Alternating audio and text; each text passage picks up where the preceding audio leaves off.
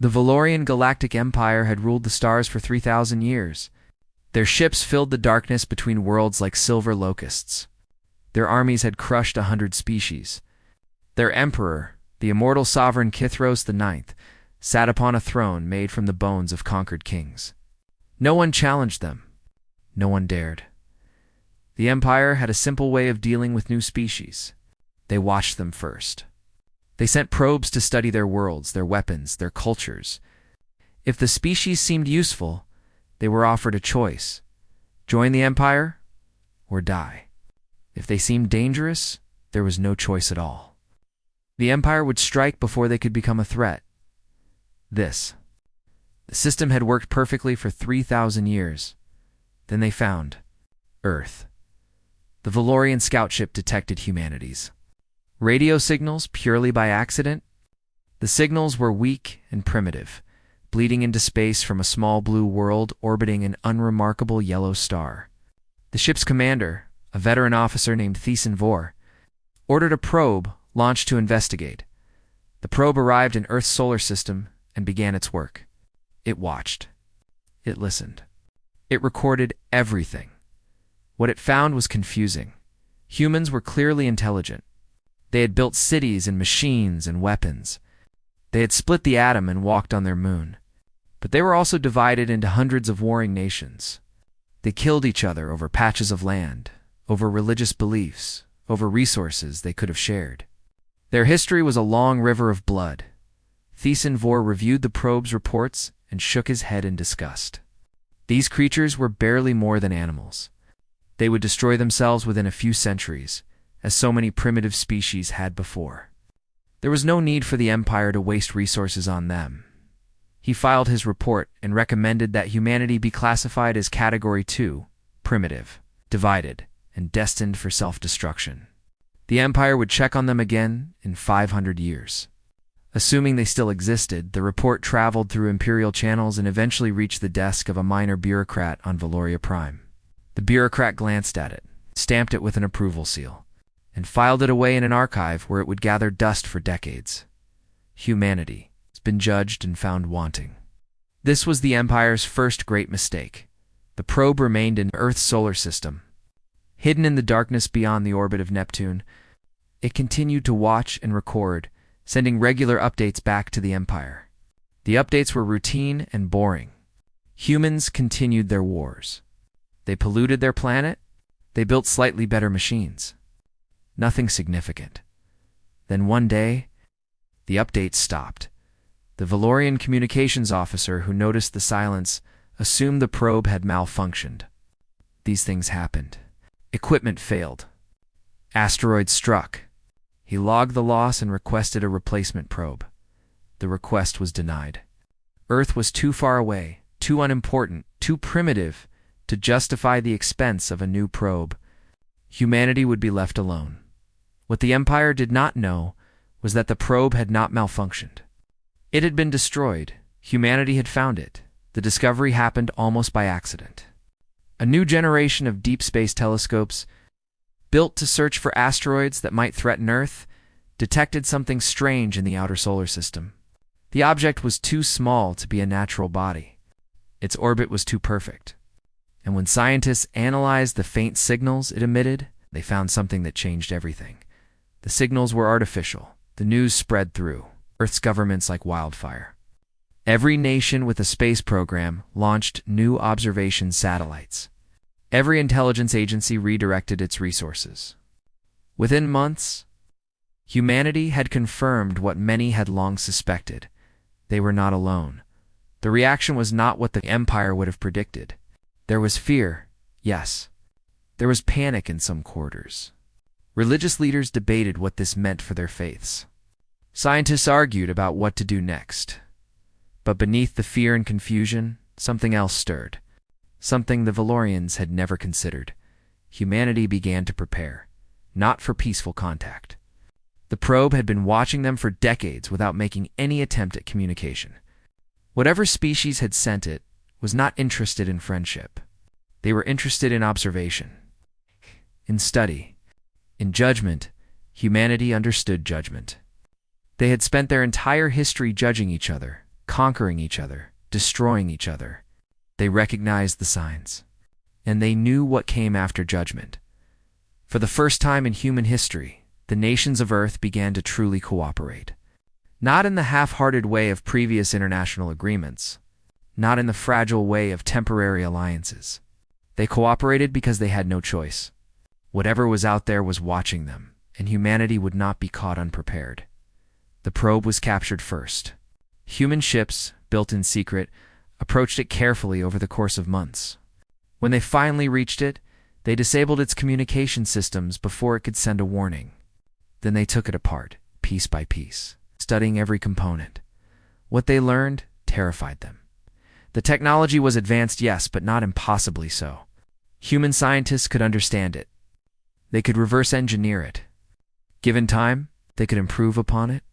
But the probe's memory banks contained something far more disturbing than technology. They contained records. Thousands of years of records, detailing what the Empire had done to other species. Species that had been conquered. Species that had been enslaved. Species that had been exterminated before they could become threats. Humanity saw its own future written in those records, and humanity decided to change it. The construction began in secret. Factories were built on the moon, hidden from Earth-based observers. Shipyards were constructed in the asteroid belt, carved into rocks that drifted silently through the void. Weapons were designed and tested in the empty spaces between planets, where no one could see the flashes of light. Decades passed. The Empire, satisfied that humanity was destroying itself as expected, paid no attention. They had other concerns, other borders to defend, other species to control. They did not see the fleet growing in the darkness. They did not see the millions of humans who volunteered for military service, who trained in zero gravity, who learned to fight in the cold vacuum of space.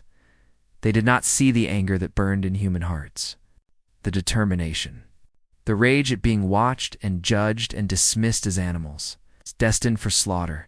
By the time the Empire finally looked toward Earth again, it was too late.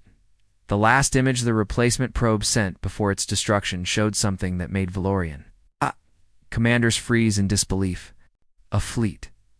Hundreds of ships, arranged in perfect formation, their weapons powered and ready, and at the head of the fleet, a single message broadcast on all frequencies.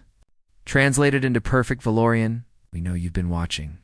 Now watch this." Stars themselves seemed to hold their breath as humanity's Armada ignited its engines and began its journey toward the heart of the Empire. Admiral Chen Wayland stood on the bridge of the UHS Prometheus and watched the stars slide past the viewing screen. She was 73 years old. Her hair had turned gray decades ago, and her face carried the lines of a lifetime spent preparing for this moment. Behind her, arranged in perfect formation, sailed the greatest fleet humanity had ever built. 300 capital ships, 2,000 escort vessels, 10,000 support craft, every single one built in secret over the course of 50 years. The Empire had no idea they existed. Chen remembered the day. She had been recruited for the Silent Fleet program.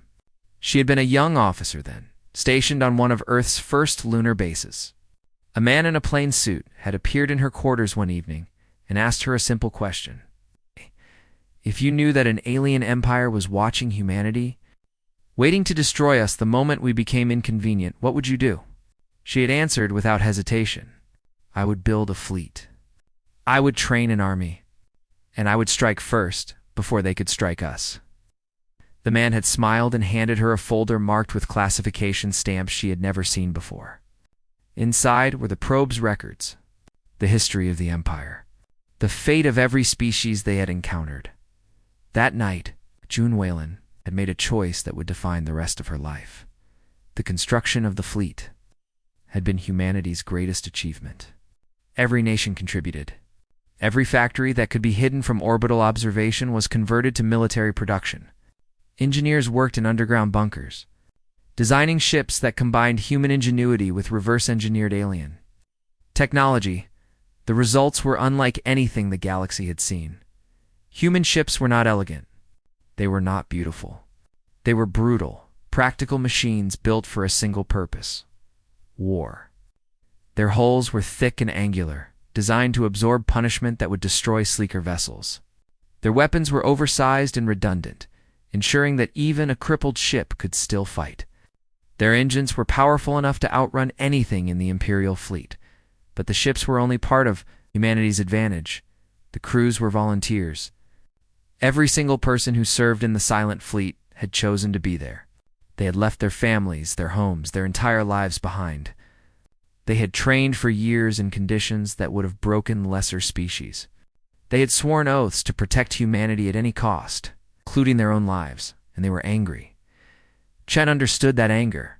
She felt it herself, burning in her chest like a cold fire. The Empire had watched humanity suffer for over a century. They had seen the wars, the famines, the diseases that killed millions. They had the technology to help.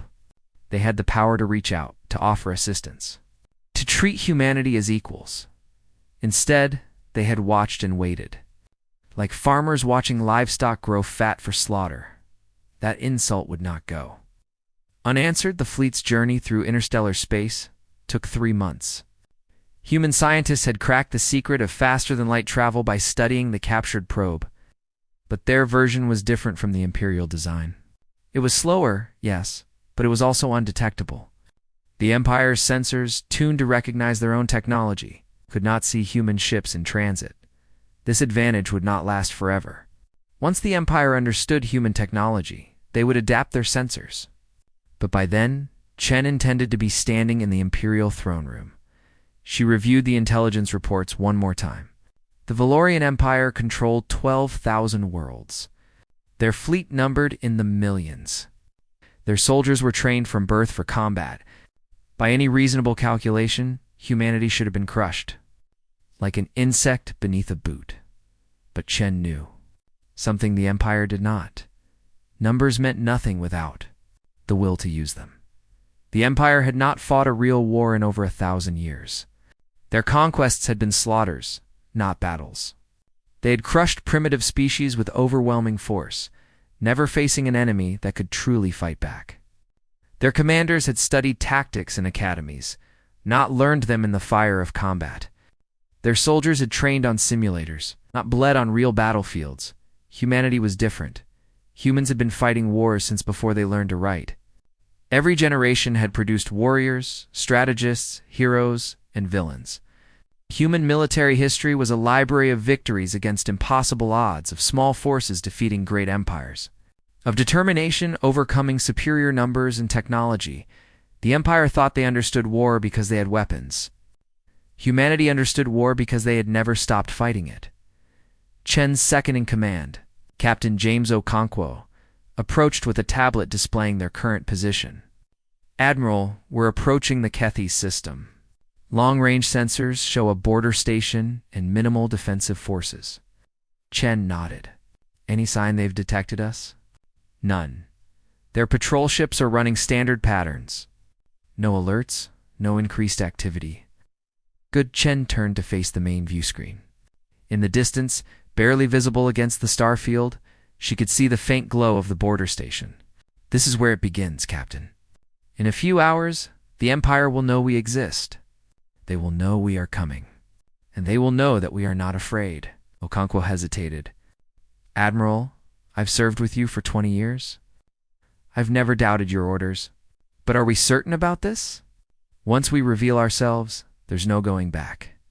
We'll be at war with an empire that controls half the galaxy. Chen was quiet for a long moment. When she spoke, her voice was soft but certain. Captain, I want you to imagine something. Imagine that you are a child on Earth 200 years from now. The Empire has decided that humanity is a threat. They have come to exterminate us, as they have exterminated so many others. Your parents are dead. Your city is burning. You are hiding in the ruins, watching alien soldiers hunt through the streets.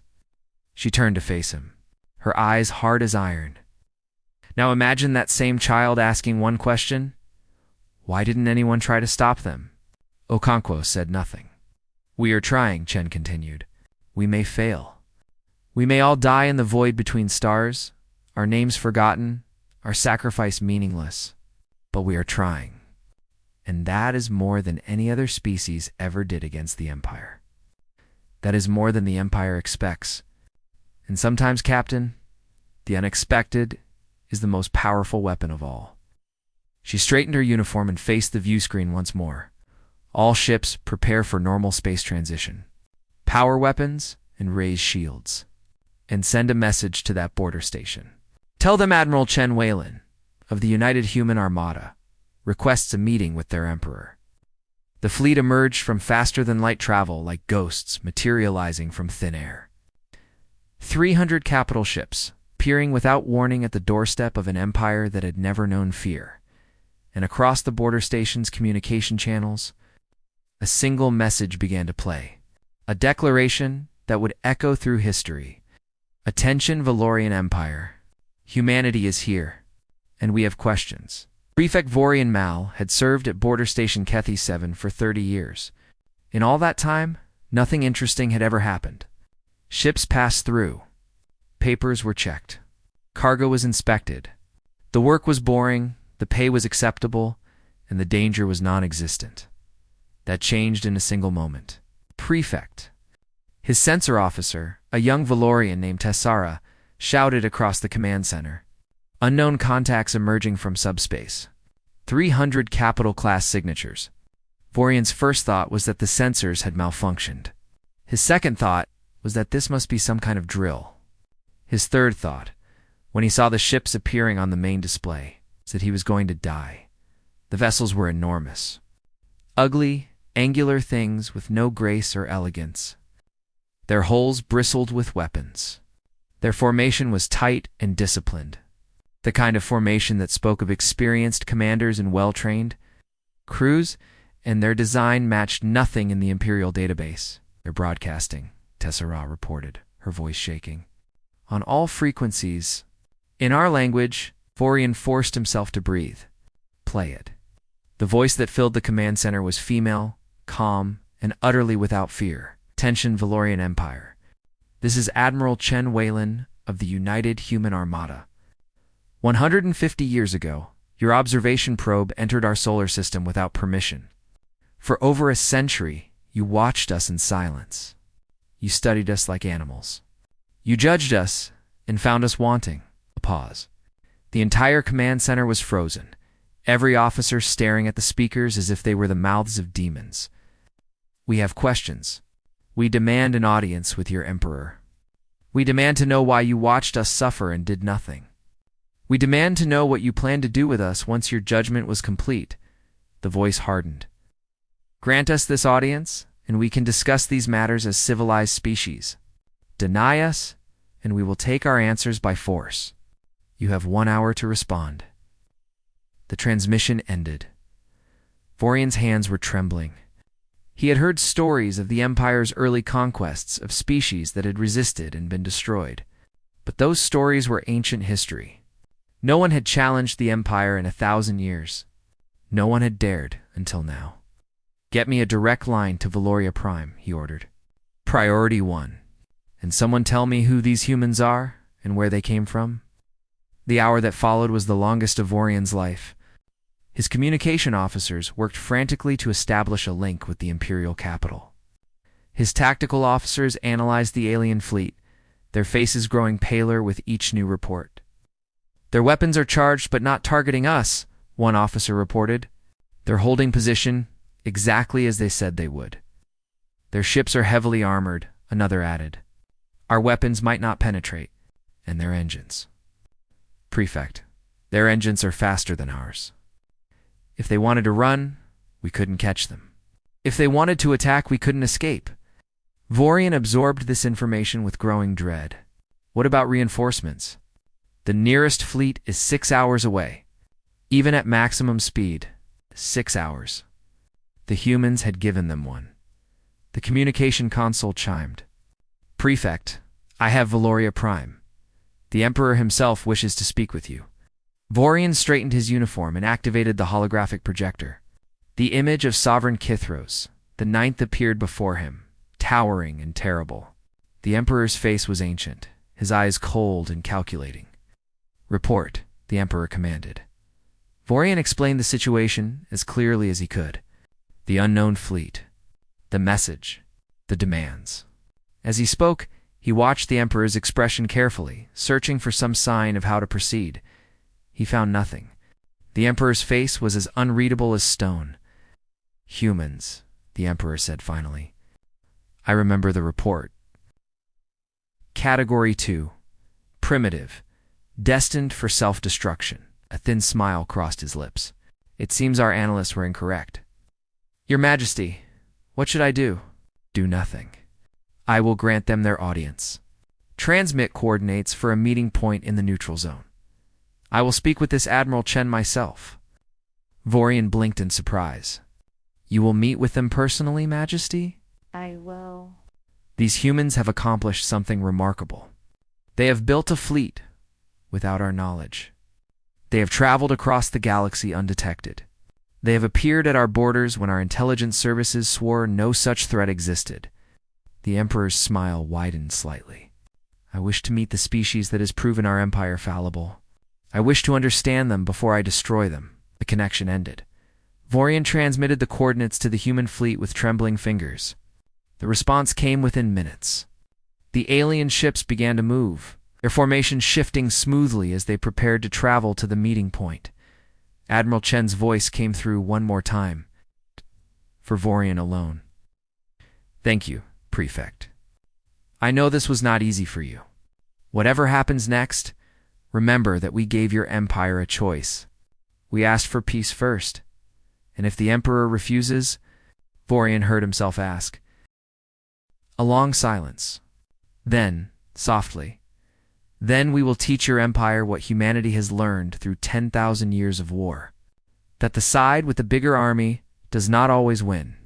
That courage matters more than numbers. That a species fighting for survival will do things that a species fighting for convenience will not." Another pause. "Pray your Emperor is wise, Prefect. For all our sakes."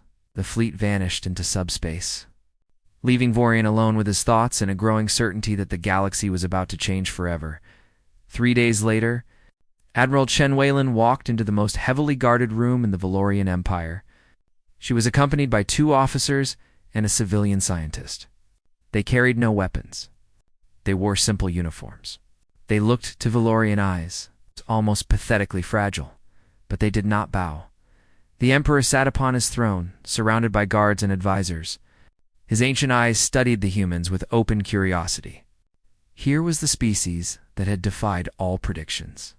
Here were the creatures that should have destroyed themselves, but instead had built warships. "Admiral Chen," the Emperor said, "welcome to Valoria Prime. You have traveled far, Your Majesty." Chen's voice was respectful but not submissive. "We come seeking answers. And if you do not like my answers?" Chen met his gaze without flinching. "Then we will seek justice instead," the Emperor laughed. It was not a cruel sound, merely amused. Justice. Such a human concept. "Tell me, Admiral, what justice do you believe you are owed?" "The justice of being treated as equals. The justice of not being watched like animals in a cage. The justice of knowing why you observed our suffering and did nothing to help." "Because you were nothing to us," the Emperor said simply. "You were primitives, insignificant. We expected you to die." Chen nodded slowly. "Thank you for your honesty, Majesty. It confirms what we suspected. And now? Now we have a decision to make." Chen reached into her pocket and withdrew a small device. "This is a communication relay. One signal from me, and my fleet will know that negotiations have failed. They will begin their attack on your empire immediately." The guards raised their weapons. The Emperor held up a hand to stop them. "You would not survive," he pointed out. "You would die here in this room," as Chen agreed. "But so would you. Our ships have weapons trained on this palace. If I die, they fire. If I send the signal, they fire. The only way this ends peacefully is if you give us what we want." The Emperor studied her for a long moment. Then he smiled. "And what do you want, Admiral?" "Recognition. A seat at the galactic table.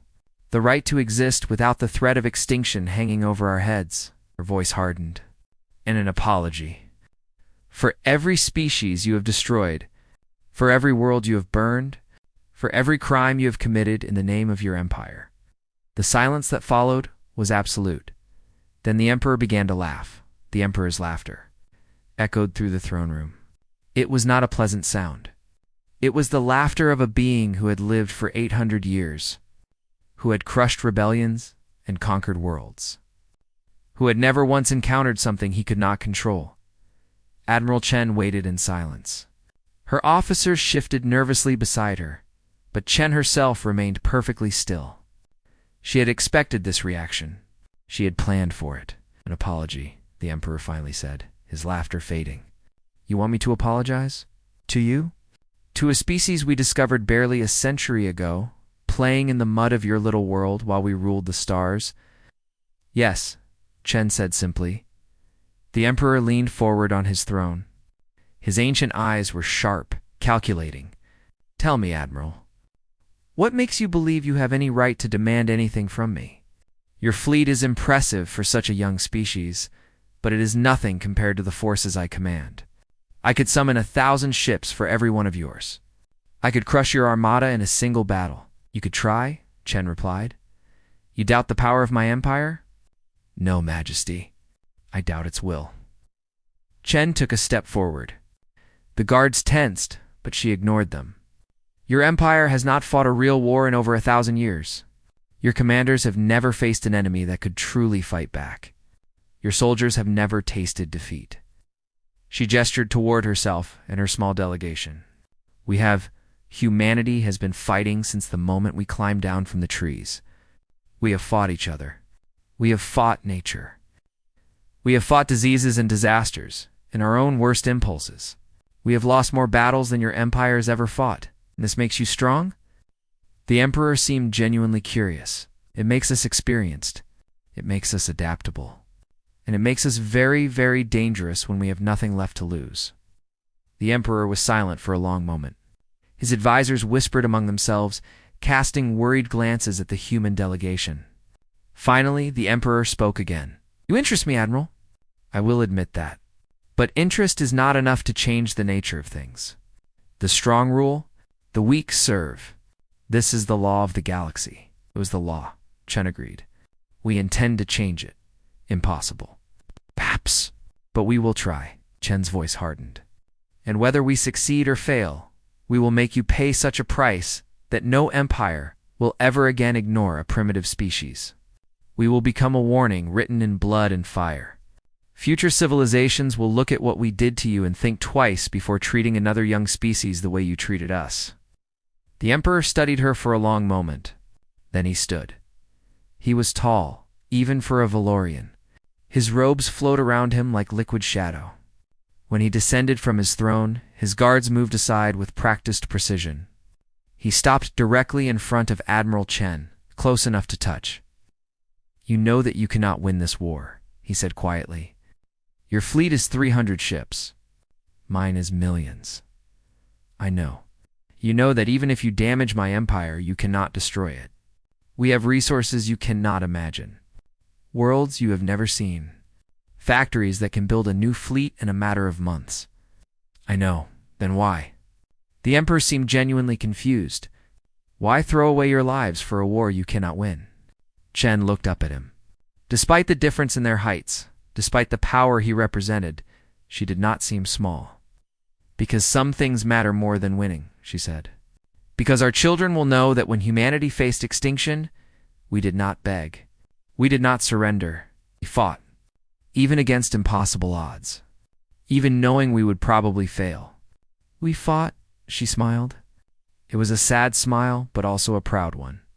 "And maybe, just maybe, that will be enough.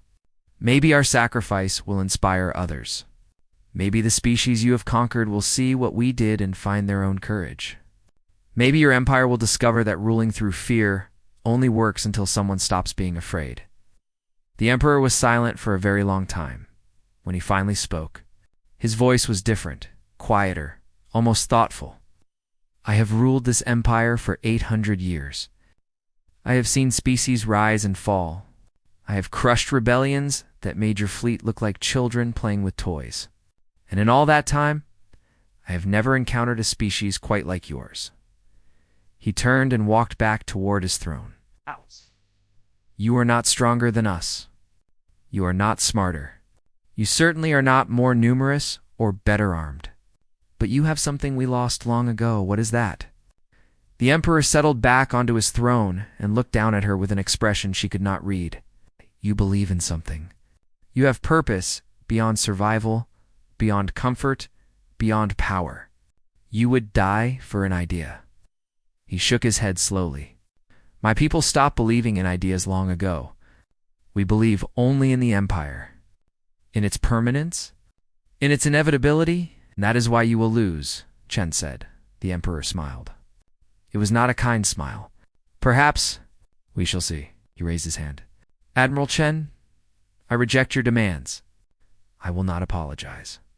I will not grant you recognition. I will not treat your species as equals. Chen nodded slowly. Then we have nothing more to discuss. On the contrary, the Emperor's smile widened. We have a war to discuss. I am giving you 24 hours to leave Imperial space with your fleet. After that, I will hunt you down and destroy you. Every ship, every soldier, every last human, you can try. I will succeed. Your bravery is admirable, Admiral, but bravery alone does not win wars. Chen turned to leave. At the door, she paused and looked back. You're right, Majesty. Bravery alone does not win wars.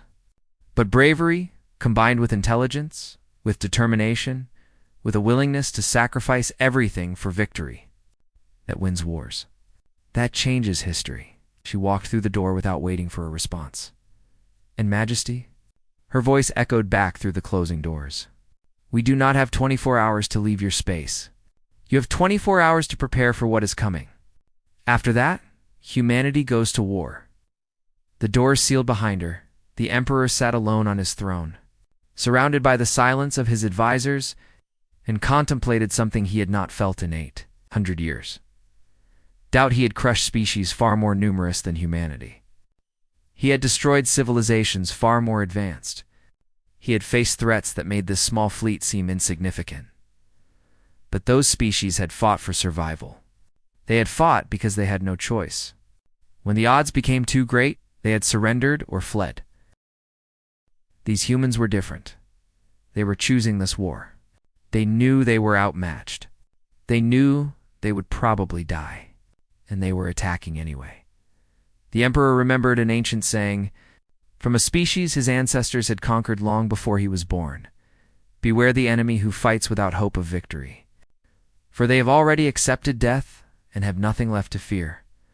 For the first time in 8 centuries, Sovereign Kithros began to wonder if he had made a terrible mistake. 24 hours later, exactly as promised, the human fleet launched its first attack, and the galaxy would never be the same. The war lasted 17 years. In the beginning, the Empire was confident. They had millions of ships. They had thousands of worlds. They had resources beyond counting and soldiers beyond numbering. The human fleet was impressive, yes, but it was small. It would be crushed within months. The first year proved them wrong, Admiral. Chen did not fight like any commander the Empire had faced before. She did not seek decisive battles. She did not try to hold territory. Instead, she struck and vanished, appearing without warning at supply depots, communication stations, and undefended colonies. Her ships were faster than Imperial vessels. Her crews were better trained, and her tactics were unlike anything the Imperial academies had ever taught. Human ships attacked in small groups, hitting vulnerable targets and disappearing before reinforcements could arrive. They used asteroids as cover, hiding entire squadrons in debris fields. They turned captured Imperial technology against its creators, building weapons that the Empire had never imagined. By the end of the first year, the Empire had lost 400 ships. Humanity had lost 30. The Emperor ordered a massive counterattack. 3,000 Imperial warships converged on the human fleet's last known position. They found nothing but empty space and a single message buoy. Looking for us? Keep looking. The second year was worse. Human agents infiltrated imperial worlds, spreading propaganda among conquered species. They told stories of Earth, of a young civilization that had dared to challenge the Empire. They shared Admiral Chen's speeches, translated into 100 languages. Rebellions began to spark across imperial territory. Small at first, easily crushed, but each crushed rebellion created martyrs. Each martyr inspired more rebels. The Empire had ruled through fear for 3,000 years. Now that fear was turning to hope.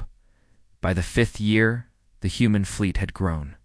Captured imperial shipyards turned to human production, volunteers from conquered species, desperate to fight their oppressors. Scientists from a dozen worlds, combining their knowledge to build better weapons. Admiral Chen stood on the bridge of the Prometheus and watched the reports scroll across her screen. Her hair was completely white now. Her body was failing. The doctors gave her another 2 years at most. She intended to make them count. Admiral Captain Okonkwo reported. Intelligence confirms the Imperial fleet is gathering at Kello's Prime. 200,000 ships. Chen nodded. The Emperor is finally taking us seriously. Our current forces number 30,000. If we engage directly, we'll lose. I know. Chen smiled. It was the same smile she had worn in the Emperor's throne room all those years ago. So we won't engage directly. The Battle of Kello's Prime became legendary. Not for its scale, but for its audacity. While the Imperial fleet gathered, waiting for the human forces to arrive. Admiral Chen sent a small strike force directly to the Imperial shipyards in the Valorian home system. 12 ships crewed entirely by volunteers who knew they would not return. They destroyed 7 shipyards before they were finally brought down. The explosion of the last ship was visible from the surface of Valoria Prime itself. The Emperor watched it from his palace window and felt something cold settle in his chest. While the Imperial fleet raced home to defend the capital, the main human force struck at Kello's Prime itself, not at the fleet. At the orbital factories that supplied it, at the fuel depots that fed its engines, at the communication arrays that coordinated its movements. By the time the Imperial fleet returned, Kello's Prime was burning, and the human forces had vanished once again. The Emperor ordered a new strategy. Instead of hunting the human fleet, Imperial forces would fortify key systems. They would defend what they had rather than chase what they could not catch. It was exactly what Admiral Chen had wanted. Fortified systems needed supplies. Supply lines could be attacked. Every ship defending a planet was a ship that could not pursue raiders. The Empire's own strategy became its prison. The war ground on. Year after year of raids and counterattacks, of victories and defeats, of ships destroyed and ships built, the human fleet grew larger. The Imperial fleet grew weaker, and throughout the galaxy, conquered species watched and waited. In the 12th year of the war, Admiral Chen finally fell ill. The doctors could do nothing more. She called her senior officers to her quarters and gave her final orders. "The Emperor is old," she said, her voice weak but steady. "He has ruled for almost 1,000 years. He knows nothing but victory. When victory seems impossible, he will make a mistake." "What kind of mistake?" Okonkwo asked. "He will try to end the war with a single stroke, a massive attack designed to break our will. He will commit everything, risk everything on one final battle." Chen smiled. "Let him. Draw him out. Make him desperate. And when he strikes, be ready." She died 3 days later. Surrounded by officers who had followed her across the galaxy, her funeral was broadcast to every human ship, every allied world, every rebel cell in the Empire. The message was simple: Admiral Chen is dead. Her war continues. Victory or death. The Emperor, watching the broadcast from his throne room, felt a chill run down his spine. He had hoped Chen's death would break human morale. Instead, it had hardened their resolve. He ordered the final offensive. 800,000 Imperial ships. The largest fleet in galactic history. Every vessel the Empire could spare, converging on a single point, the human staging base in the Terminus system. The trap was perfect. The humans could not escape. They would be surrounded, overwhelmed, destroyed. But Admiral Chen had planned for this moment. The human fleet did not try to escape. They did not try to survive. They attacked, straight into the heart of the Imperial formation, straight toward the Emperor's flagship, straight toward death.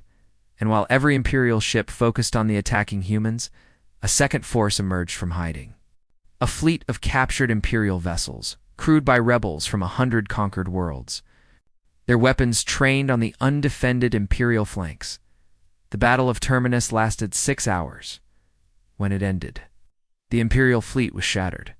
The Emperor's flagship was burning, and Sovereign Kithros IX, ruler of the Valorian Empire, was a prisoner of the species he had dismissed as primitives.